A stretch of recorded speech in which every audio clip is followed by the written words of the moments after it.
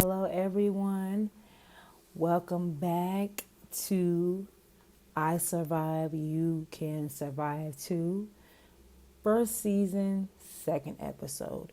Um, the first season, the first episode of the first season, I kind of talked about exactly what's going to be going on in the channel and how God gave this to me to just let somebody else know that no matter what happens, you can, just like I'm surviving by the help of God, you can survive too. And there's nothing in your life that can stop you from being who God has called you to be.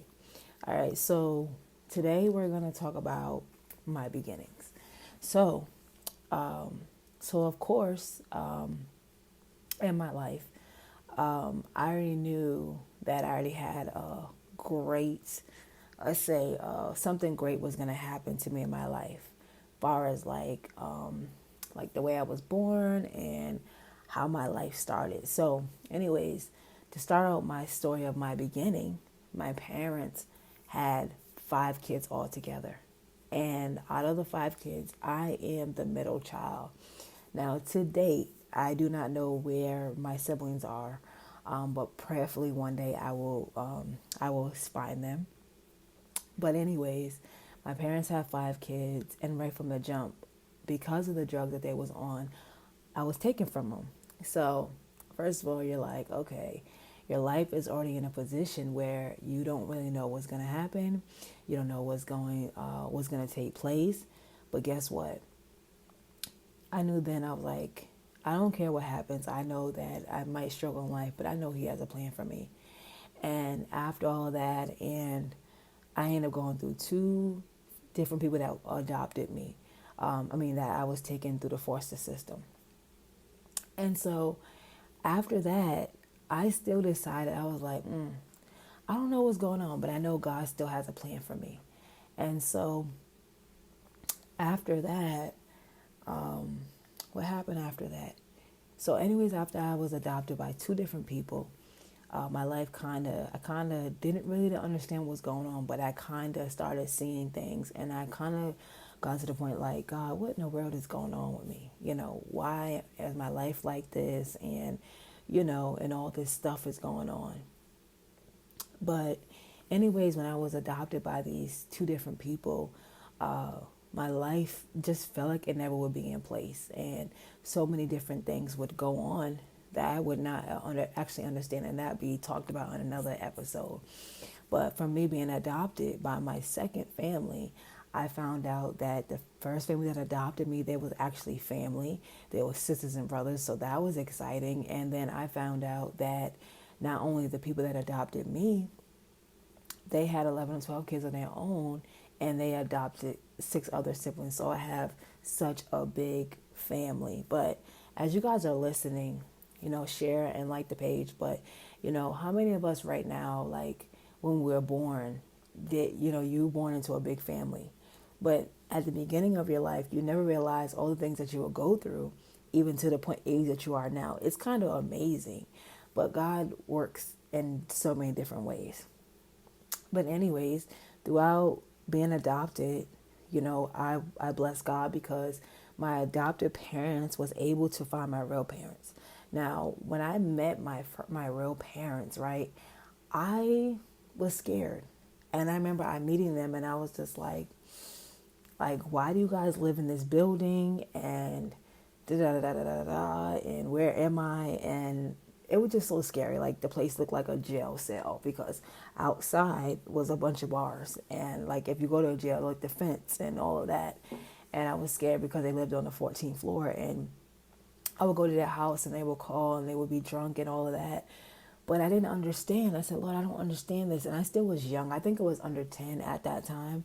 And I didn't understand exactly what was going on in my life then.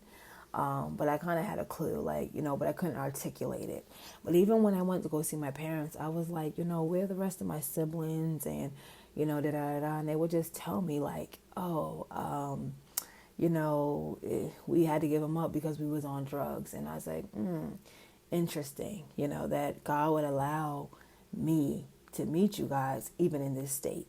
And so After I met my real parents, thank God I still know who they are today, even though I don't have a relationship with them, because where they are is it's kind of depressing.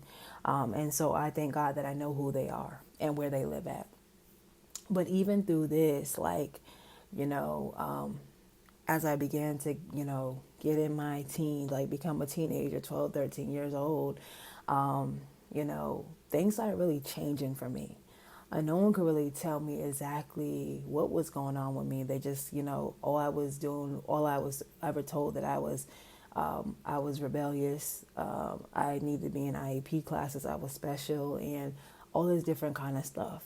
Even to the point that some of my teachers would, they would write like, and I had to write a journal. Like my teacher had to write a journal when I was in fifth grade, and she had to write like in the journal exactly what I was doing. And when I was in elementary school, I was bad, and so I mean, it didn't, I still say to myself, if when I look back at it, that I wish that things would have changed, and that someone would have had directed me. But of course, as a teenager, and when you're living in certain households, sometimes things are thrown under the rug.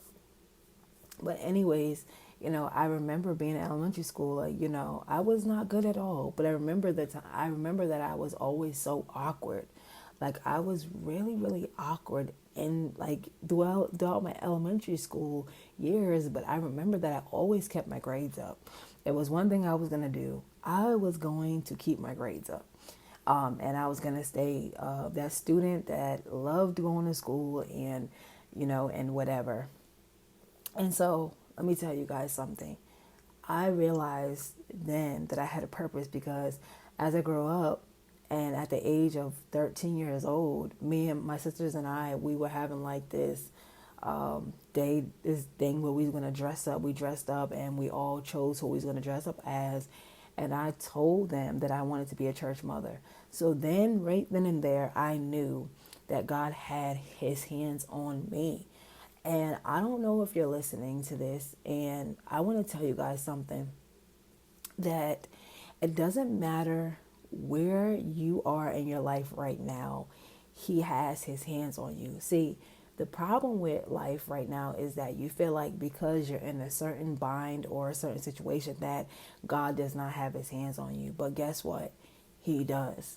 And the thing about it is, when you look at your life where you are right now, and you can just look back and see that God was with you the whole entire time.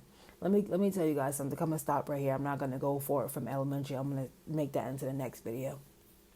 But I want you guys to know, as I'm continuing to tell my journey of, my life and my future and all of that, I want you guys to know that it doesn't matter where you are. You are not a mistake. God has you where he wants you to be. See, the problem with things in life is that because we've gone through so much, it feels like, what is the purpose and what does God have for me? But it comes with a lot of trust. And then also, which I'll talk about in future videos, is what happens with trauma and serving the Lord. It's very difficult. And even in the next couple videos also is the legacy that I am carrying of my father. And so I want to tell you guys, and generational curses, so that there will be videos and videos and videos, because God gave me this to allow someone that will listen to it, is that you can survive. And I don't want to make the video lengthy, because some people, it's hard for them to stay focused, but I would at least want to do at least 15 minutes, at least 15, 20 minutes for every video. But I also want to talk about, like, even during my elementary school years, something I always liked doing was going to gym class. I loved it. Loved going to gym, loved going to lunch. I loved all those things. And as I grew up, even in elementary school, there were some things that were going on, and I was like, nah, but I just knew that every time I would get in trouble and that blue journal was written, I knew that something wasn't adding up, but I didn't know. But the good thing about God is that as you continue to endure and go through the trials and tribulations of life, that's where your hope comes in at. See, the thing is not always of looking at your situation from a dark side, because it does get dark sometimes. I want to let you guys know there is hope. But as I'm ending this part was just about my elementary school years, because you don't want to give people too much, because then you'll be too invested on, exactly what, too much into this situation, and you'll be talking too much. And so I want to end this video and just tell somebody to continue to watch the journey. And even as I continue to go on, I'll be talking about how, having children and my marriage life and all of that. That will be included on this page. So you guys be blessed, and know that God is in control. All right, bye-bye.